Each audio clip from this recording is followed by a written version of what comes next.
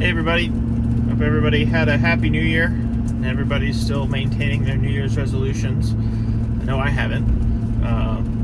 4 or 5 days after New Year's, and I've already, failed at my New Year's resolution. But anyway, so the video today, I just want to kind of go over some tips and tricks, maybe, as far as buying a used diesel.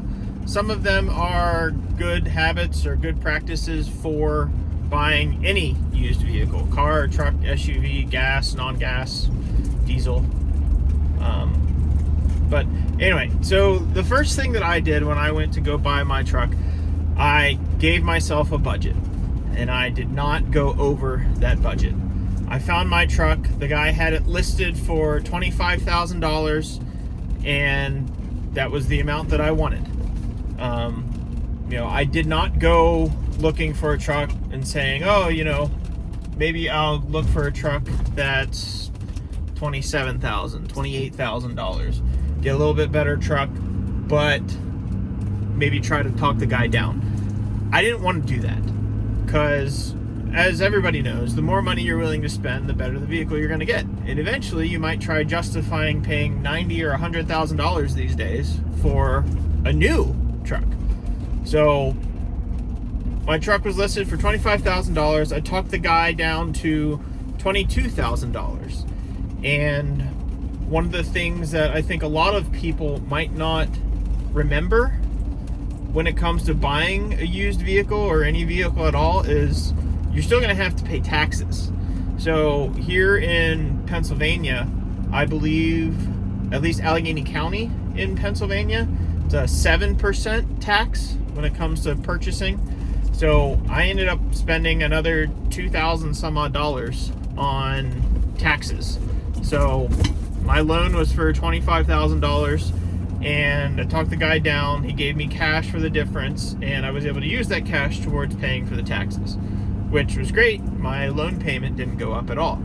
So that's something that I would really highly recommend. Probably the very first thing when you start looking for a truck or vehicle or any kind of car, truck, SUV. Set a budget and stick with that budget. Don't try going into a sale or purchase, whatever word you want to use, and saying, I found a $35,000 truck. My budget's $30,000. I'm going to try to talk them down to $30,000. You can try, I guess. I can't tell people what to do, what not to do. But my number one tip would be, don't go over that. Find out something financially that you can afford regularly without sacrificing anything. So, there's all kinds of horror stories about people wanting a brand new truck, car, SUV, and saying, I want to spend $100,000 because I can afford a $1,500 car payment. That's great. You have insurance that goes with that. You have diesel fuel that, as far as Pennsylvania goes, is very expensive. I think it's the second highest diesel tax in the country, behind California. So there's all kinds of other expenses that you need to try to remember as far as buying a vehicle, not just a diesel vehicle. Number 2, do your research. Make sure you know what you're looking for. In all honesty, I am a Dodge guy, a Ram guy through and through. My dad was, my mom was. We always had Dodges, Jeeps, Chryslers, etc., Rams growing up, and I wanted a Cummins. I did not want to stray away from that because I was comfortable with Dodge, I was comfortable with Ram. I was comfortable with the Cummins. But when I started looking for trucks, whenever I filtered on whatever website I was looking on, Facebook Marketplace or CarMax or wherever, the trucks with the Cummins that were similar in age and mileage were like $10,000 more. So that's something you need to consider. And again, as I said in my previous videos, I ended up buying a 6.4. I did my research on trying to find, which Cummins trucks were best, what mileage was good, blah, blah, blah. And unfortunately for my budget, I wasn't willing to go up above my $25,000. Had I gone up even $5,000, I probably could have gotten a Cummins, talking people down for the truck. But again, I wasn't willing to do that. I knew I had a baby on the way, and I didn't want to stretch myself too thin. So make sure you know what you're looking at, and know that regardless of what truck you get, pretty much every truck these days, diesel vehicle, is going to have its own set of issues. There's a lot of people that swear by the Ford 6.7. A lot of people that swear by the Dodge, the Cummins 6.7, but they have their own issues. A big issue with the 6.7 Ford is the CP4 pump. That CP4 pump can go and you're out $10,000, $15,000 depending on where you live, because they have to do a completely new fuel system, because all of the little pieces of metal shards that go through your fuel system can ruin your fuel system. It's not just replacing that CP4 pump. You have to replace all kinds of fuel lines. You have to clean out the fuel tank, etc. It's not cheap. And even with the 6.7 Cummins, their grid heater, there's a bolt inside of their grid heater that after 100, 200,000 miles, 300,000 miles, there's a very high likelihood that that bolt will shear off and drop into, I believe it's the 5 or 6 cylinder, and completely destroy your engine. So that could be even more expensive than, or is more expensive than a CP4 pump going on a 6.7 Power Stroke. The Duramax 6.6 has its issues as well. I'm not very familiar with the Duramax. Maybe it's the best engine out there. But for anybody that's a Duramax or a Chevy fan, I'm sure you know many issues that I don't know about. So there's that. Number 3, when you go and look at the truck, you find your truck, it's not that far away, or it is far away. You find your dream truck, it's within your budget, you're comfortable with whatever engine it's in, 7.3, 6.0, 6.4, 6.7, 5.9, 6.6, whatever. Make sure you ask the owner questions. If they really want to offload it, and you're going to ask them, hey, what's wrong with the truck? Chances are they're probably going to tell you nothing. Nothing's wrong with the truck. It's a perfectly good truck. I just wanted to get rid of it. I can't afford the fuel. I can't afford the payment. I can't afford the maintenance. Whatever. Make sure you ask questions, and make sure that you are a wherewithal enough to know and understand, okay, what he just said or what she just said is a little iffy, a little sketchy. Whenever I bought my truck, I asked the seller, came from a diesel shop, I asked him, what was updated? What's new on the truck? What did the previous owner change, or what did you change? And he said nothing. He said that the truck was 100% stock, 100% original, which kind of intrigued me, because for it being a 2008 truck with the 6.4, again, I did my research, it was kind of surprising that nobody touched it, and the truck was still in decent shape. One of the things that you might read or see or hear talking to people is deleting a truck good? Yes. But on top of that, you also don't know what kind of issues the previous owner was having as for why he used this tuner or that tuner.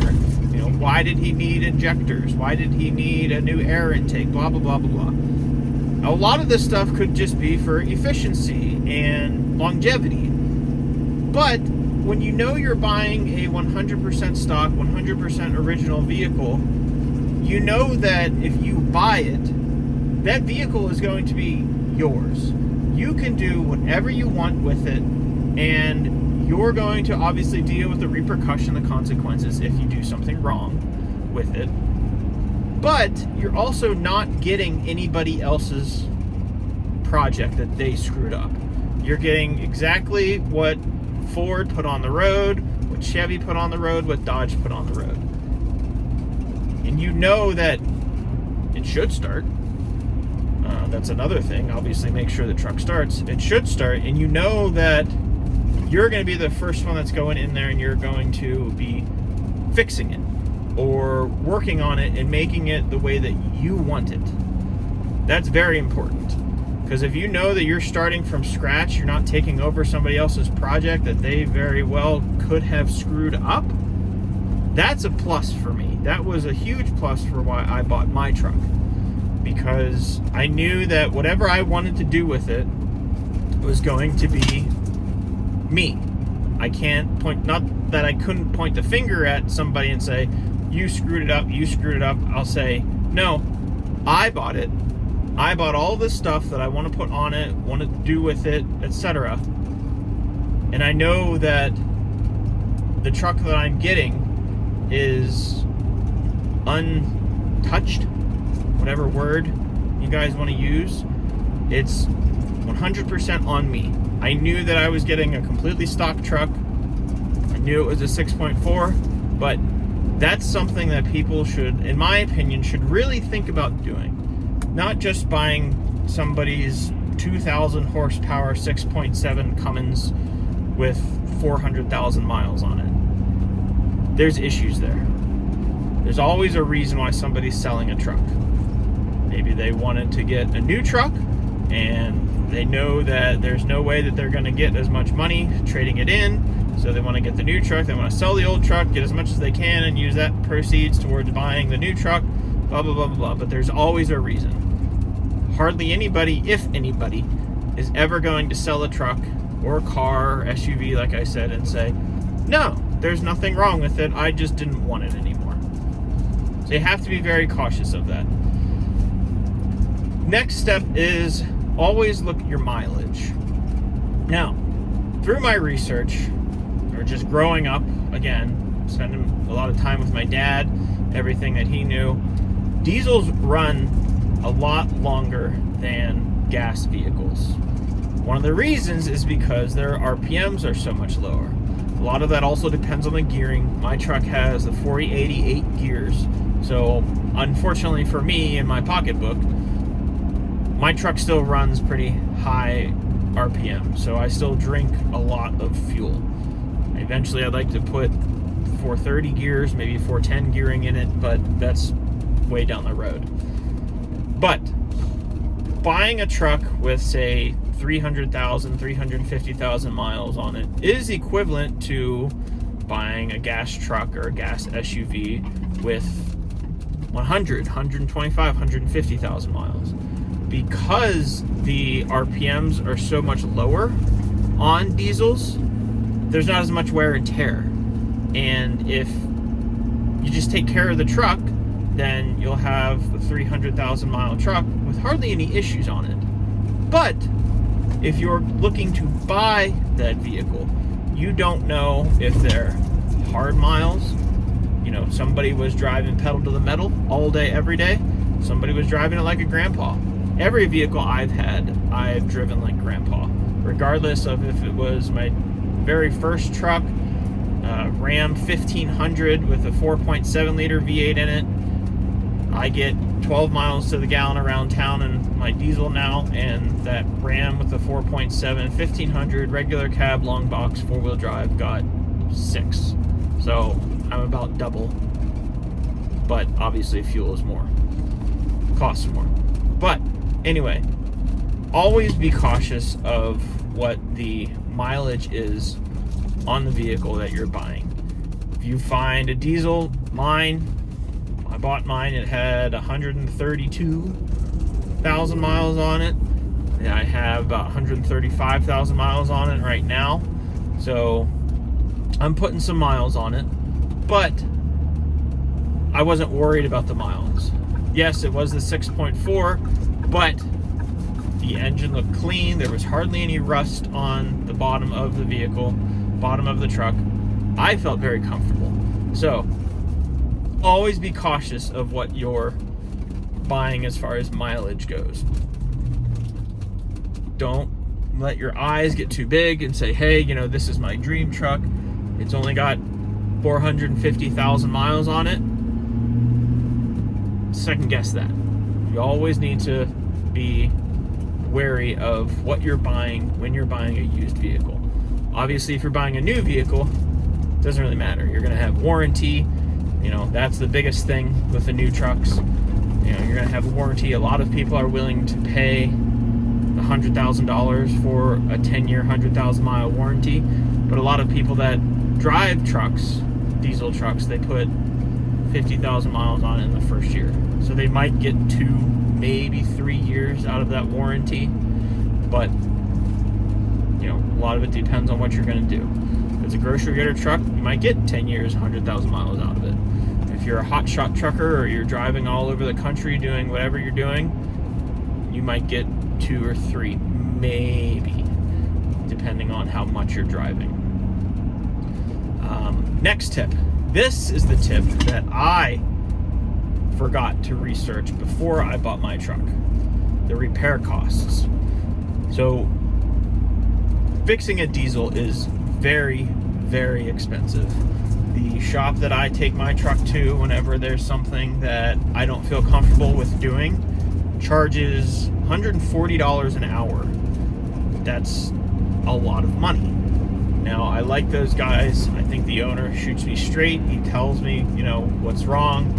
And fortunately, I could afford, fine, do this, do that, do whatever, But I didn't realize just how expensive it was, because if you walk into National Tire and Battery, Pep Boys, most of them usually have their labor rates on the board behind the computers. And it's, $80, $90 an hour. Like, all right, I still think that's stupid expensive, but mechanics got to eat, and especially those bigger corporations, those bigger repair shops, they want to make money, right? They're in the money-making business.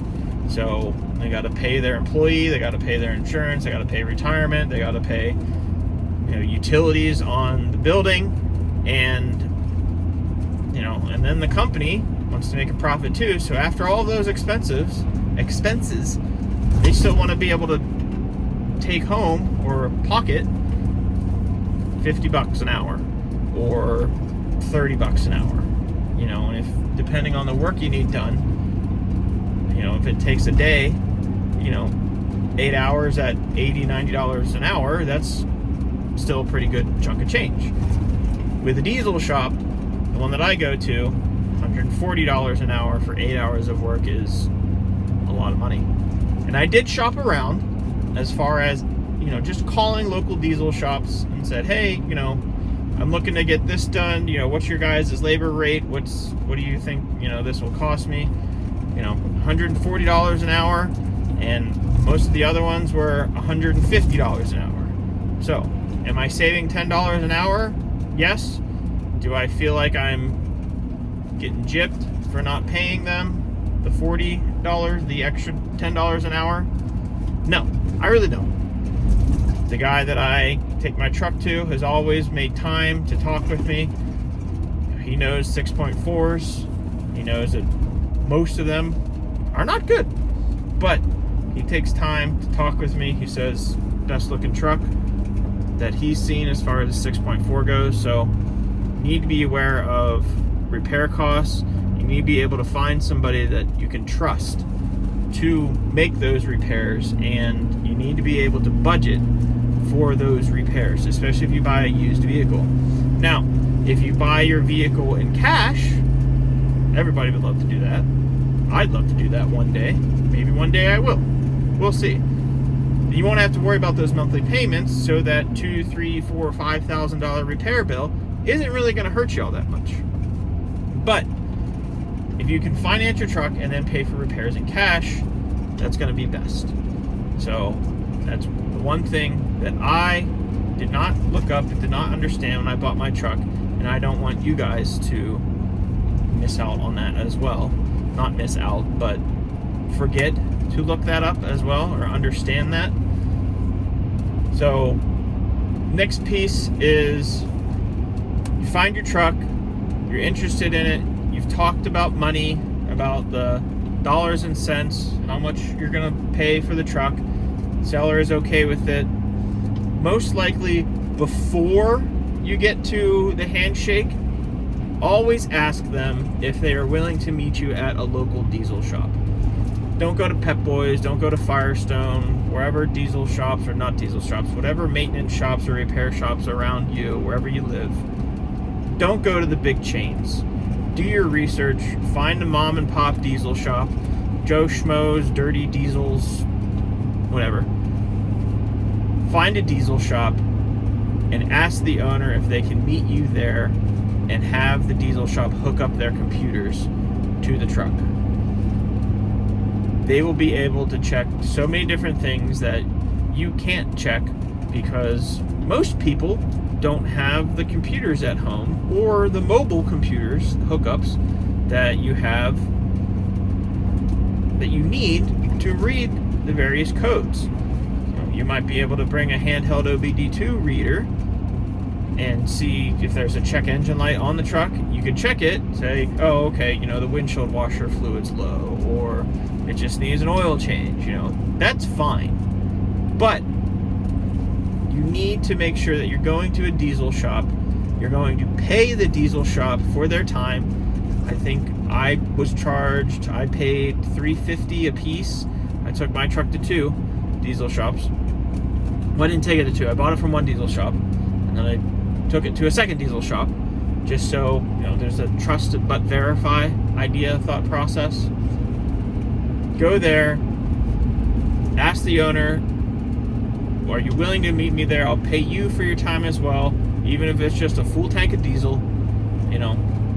If they're willing to meet you there, then chances are you have a good truck, because the owner is willing to risk you going to a diesel shop and finding something that may end up canceling out the deal. You might walk away from the deal based on what that diesel shop finds. They'll be able to check your engine exhaust gas temperatures, your EGTs. They'll be able to check your compression on your cylinders. They'll be able to know with that compression test if there's a hole in the cylinder. They'll be able to check and see your oil temperatures.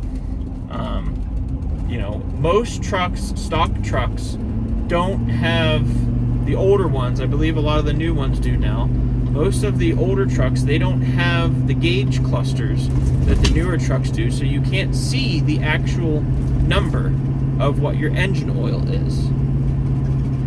A lot of these newer ones you can see, okay, I'm just got back from a drive, my engine oil is at 185 degrees. Great, cool, fine. Okay. You're not going to be able to see, like, okay, I'm going 70 miles an hour down the road, or I was going 70 miles an hour down the road, and I just miraculously decided to stop, and my engine oil is at 240 degrees. Not good at all. So, that's probably one of the most important, if not the most important things. Once you have figured out your budget and you found a truck that you want, ask them to go meet you at the diesel shop. Heck, the guy or girl is cool, buy them lunch or something like that. You guys have a good rapport, buy them lunch, let the diesel shop do their thing, pay the diesel shop to check over your truck. They'll do a real quick walk around, they'll hook their computers up to it, and then they'll give you a call and let you know. They should be able to give you a written report or a printed report. It tells you, okay, these are the issues. If there's no issues, great, you'll still have a report. Next step, check the Carfax. Most loans, banks, etc. these days, they will run a Carfax check because they need the VIN of the vehicle for what you're buying so that they can create the loan. I don't know of too many banks or any banks or credit unions that won't check the VIN and check the Carfax before they offer you financing. Depending on what the Carfax comes back, they might say, okay, yeah, based on your credit and the condition that the truck is possibly in, we'll give you a loan for $50,000 at 7% interest.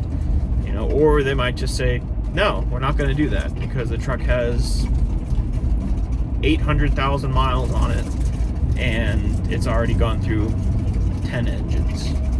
I don't know. But make sure you look at the Carfax and you review it. If they're going to reputable places for oil changes, those should come up on the Carfax. You know, oil changed at 5,000 miles, oil changed at 12,000 miles, you know, oil cooler replaced, new struts added, you know, new tires, new coolant flush, etc. You know, that is very important. You need to know, do as much research as you can and know exactly what you're buying, because chances are when you buy a used vehicle, you're going to have money to spend.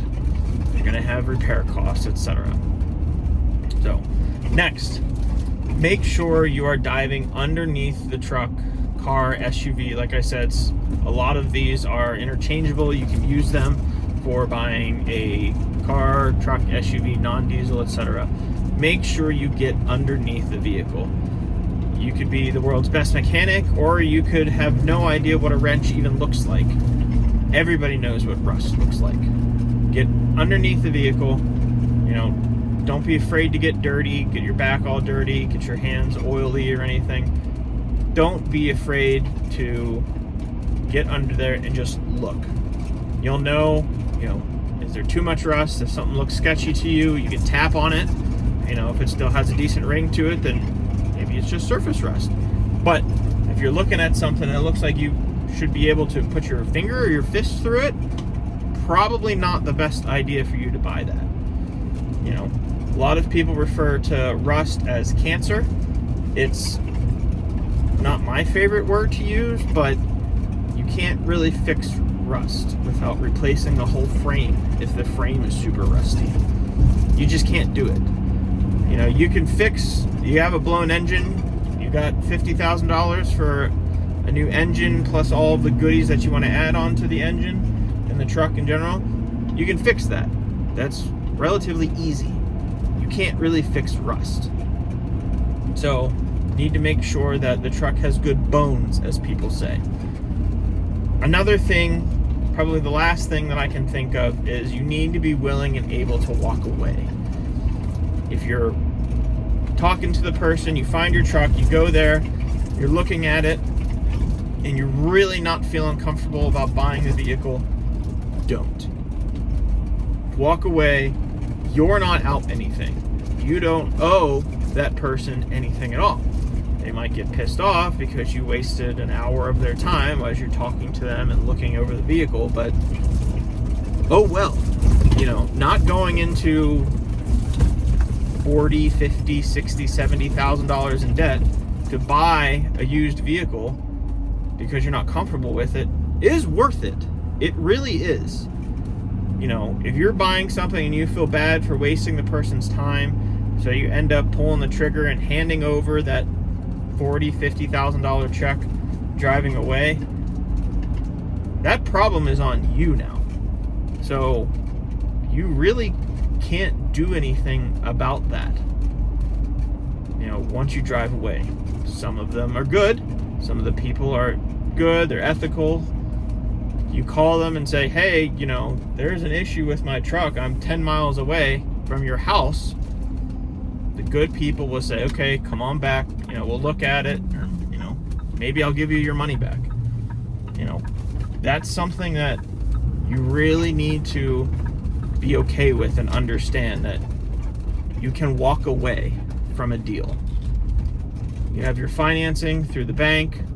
The bank's going to be annoyed just in general because, you know, you're not going to be giving them monthly payments, but you know, you don't go into debt any more than you need to, and you know, you don't have this stupid project that you're going to have to take care of now. So, like I said, always be willing to walk away. And that was something that I wasn't even really interested in doing when I first went and looked at the truck. You know, should I walk away? Should I not walk away? That was, you know, I had no idea what to do. And eventually, you know, talking with the owner, like I said, I did my research on the truck, on the engine, etc. You know, I was comfortable with the decisions that I made. One second. Sorry.